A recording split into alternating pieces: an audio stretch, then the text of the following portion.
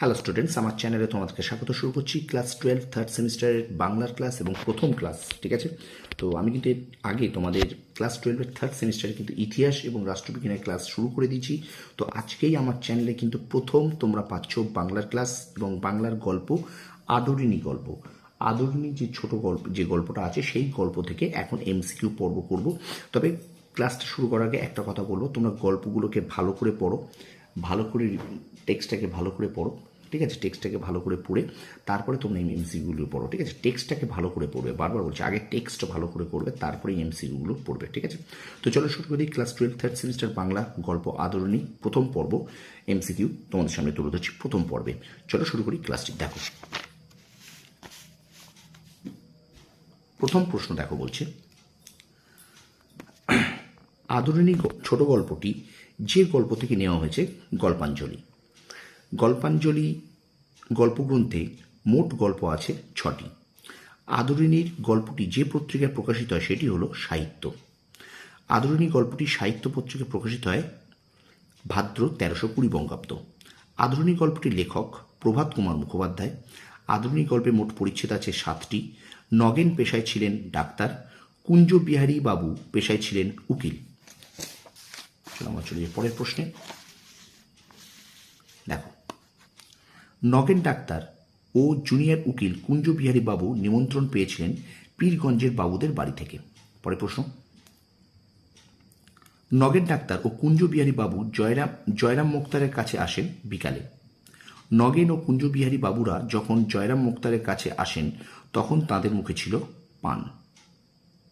পরের প্রশ্ন, নগেন ও কুঞ্জ বিহারী বাবুরা যখন জয়রাম মোক্তারের কাছে আসেন তখন তাদের হাতে ছিল ছড়ি। এটা ভালো করে মনে রাখবে।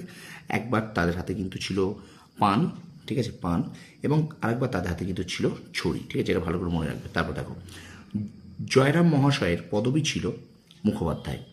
পীরগঞ্জের কোন বাবুর মেয়ের বিয়ে ছিল মেজবাবুর? মেজবাবুর মেয়ের বিয়ের দিনটি ছিল সোমবার। মেজবাবুর মেয়ের বিয়েতে বাই এসেছিল বেনারস থেকে।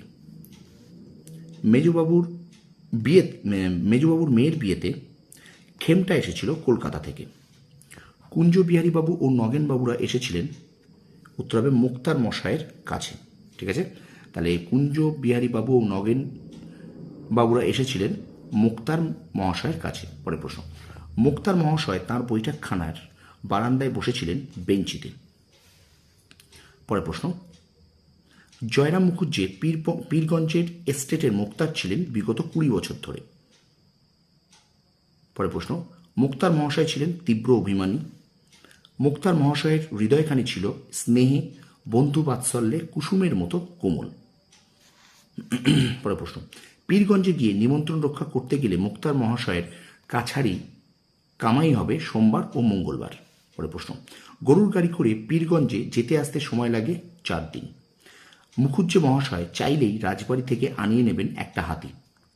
মুক্তার মহাশয়ের অনেক দিনের মক্কেল হলেন মহারাজ নরেশচন্দ্র।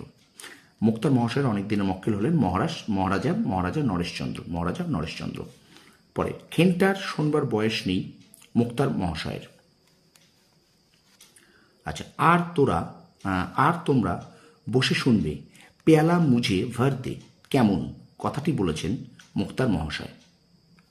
পরের প্রশ্ন, আদরিণী গল্পে দ্বিতীয় পরিচ্ছেদের সূচনাতেই পরদিন বলতে কোন দিনটি উল্লেখ আছে? রবিবার। পরদিন বলতে কিন্তু রবিবারটা উল্লেখ আছে। পরের প্রশ্ন, এদিন প্রভাতে আহ্নিক পূজাটা মুখুজ্জে মহাশয় একটু ঘটা করিয়াই করিতেন, দিনটি হল রবিবার। আচ্ছা, রবিবার মুখুজ্জে মহাশয় পূজা সম্পূর্ণ করেন বেলা 9টার সময়। পরের প্রশ্ন, হাতির জন্য প্রার্থনা করে মুখুজ্জে মহাশয় চিঠি লিখেছিলেন শ্রীমন্ম মহারাজ শ্রী নরেশচন্দ্র রায়চৌধুরী বাহাদুরকে। ঠিক আছে, পরের প্রশ্ন দেখো, শেষ প্রশ্ন আজকে পড়বে। মুখুজ্জে মহাশয় শ্রীমন্ম মহারাজ শ্রী নরেশচন্দ্র রায়চৌধুরী বাহাদুরের কাছে হাতি প্রার্থনা করেন 2-3 দিনের জন্য। ঠিক আছে, তো এই ছিল আদরিণী গল্প থেকে, ক্লাস 12-এর আদরিণী গল্প থেকে তোমাদের জন্য এমসিকিউ প্রথম পর্ব শেষ করলাম। তো ভিডিওটা ভালো লাগলে অবশ্যই তোমরা লাইক করবে, কমেন্ট করবে, বন্ধুদের মাঝে বেশি করে শেয়ার করবে। আর আমার চ্যানেল যদি নতুন হয়ে থাকে অবশ্যই চ্যানেলটি সাবস্ক্রাইব করে পাশে থাকা বেল আইকনটি প্রেস করে রাখো। আমি কিন্তু তোমাদের জন্য ইংরেজি ক্লাসও যেমন করাচ্ছি, তেমনি তার পাশাপাশি কিন্তু ক্লাস 12-এর থার্ড সেমিস্টারে কিন্তু ইতিহাস এবং রাষ্ট্রবিজ্ঞানের ক্লাসটাও কিন্তু করাচ্ছি, ঠিক আছে? তো অবশ্যই চ্যানেলটিকে সাবস্ক্রাইব করে রাখো, আশা করি তোমাদের উপকার হবে, ঠিক আছে? তোমরা সফল হও, তোমাদের সাফল্য কামনা করি। ধন্যবাদ।